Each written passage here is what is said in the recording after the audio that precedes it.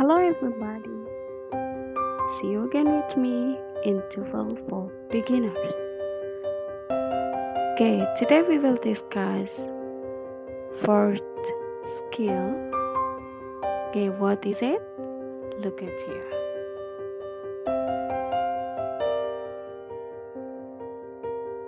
Okay, skill 4 is implied detail question. Ingat, pertanyaan-pertanyaan implied detail question harus kita perhatikan ketika kita tes TOEFL. Implied detail question tidak sama dengan stated detail ataupun unstated detail.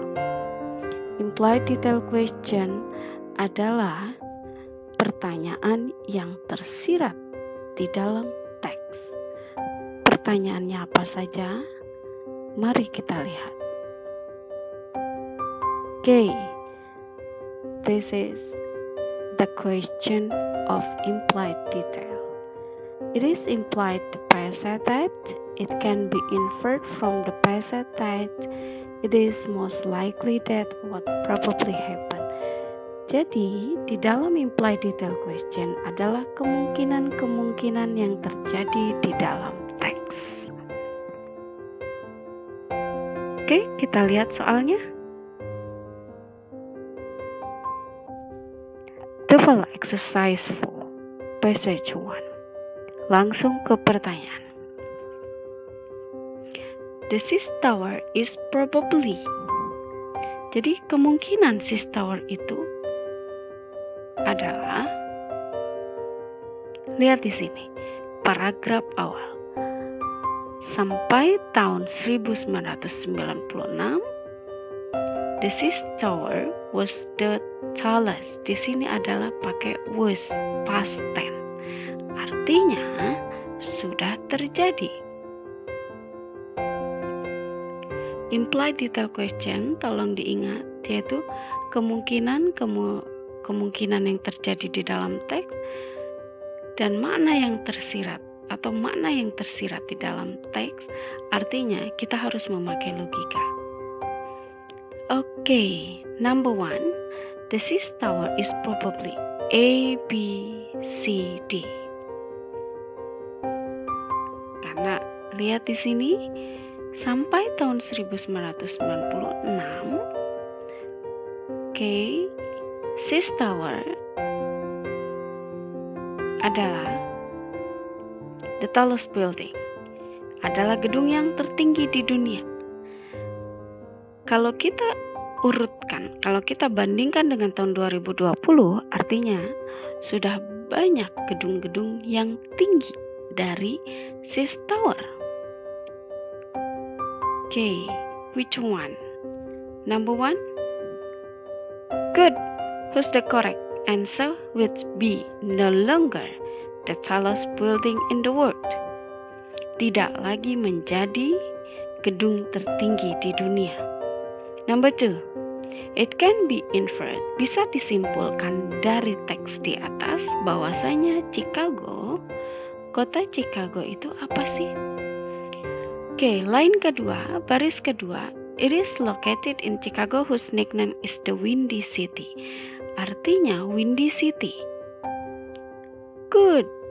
Number 2, D usually has a lot of wind. Number 3, it is implied in the passage. Bisa disimpulkan juga, bisa diartikan bahwasanya the upper level doors. Nah, pintu paling tinggi di Seas Tower itu selalu terbuka dan tertutup. Karena apa? Karena kita di sini logikanya ketika Chicago disebut dengan kota yang berangin, maka apa? Kira-kira apa? A, B, C, D. Apakah the building was poorly constructed? No. Good. C, the building moves. Okay. Next. Passage 2. Saya akan kasih waktu kalian beberapa detik untuk menjawab.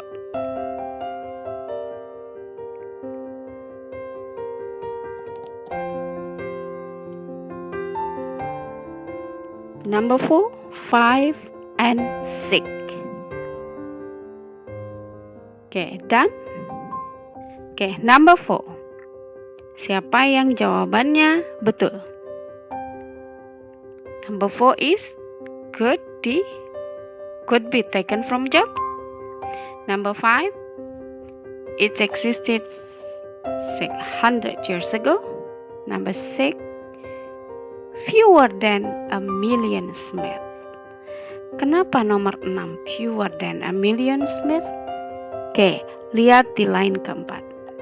Today, there are more than 3.3 million Smiths living in the United States, and perhaps another million Smiths living in other English-speaking countries worldwide. Logikanya, 3,3 yang bernama Smith itu tinggal di US, tinggal di Amerika Serikat. Dan kemungkinan another million Smith, 1 juta Smith itu tinggal di negara yang berbahasa Inggris seluruh dunia. Artinya logikanya kalau 1 juta dibagi negara-negara yang berbahasa Inggris di dunia, fewer than a million Smith. Oke, done. Exercises, TOEFL review exercise. Kita sudah belajar skill 1 sampai 4 hari ini. Saya ulangi, kita sudah belajar main idea question, stated detail question, unstated detail question. Sekarang kita diskusi tentang implied detail question. Oke, apa saja pertanyaannya? Lihat di sini.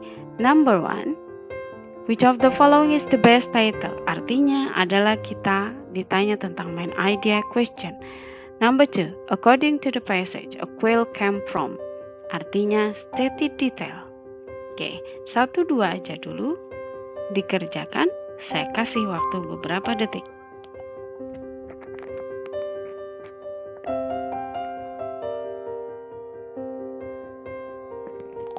Oke, dan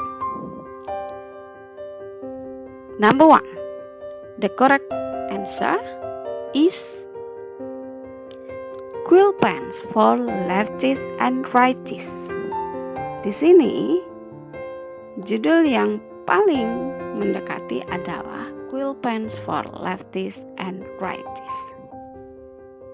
Number 2, dari mana sih quill tuh? Bulu itu dari mana? Goose itu angsa merupakan? Yes, a bird. Okay, next.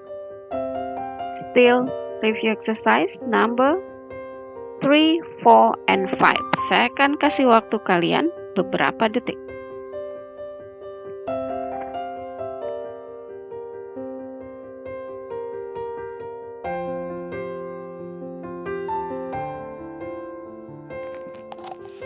Okay, number 3, the correct answer is a couple of words. Dari mana kita dapat? Tolong dilihat line ketiga. Absorbed enough ink to write a few words. Number 4, good. Left-handers were unable to use quill pens. Karena di sini kita berbicara tentang quill pens yang bisa dipakai untuk tangan kanan dan tangan kiri. Tapi yang A ternyata were unable to use quill pen. Maka dari itu, kalau kita menemukan langsung A, itu yang lain dieliminasi. Number 5. Oke, implied detail question, yaitu are no longer used much. Good. Okay, thank you very much. See you next skill.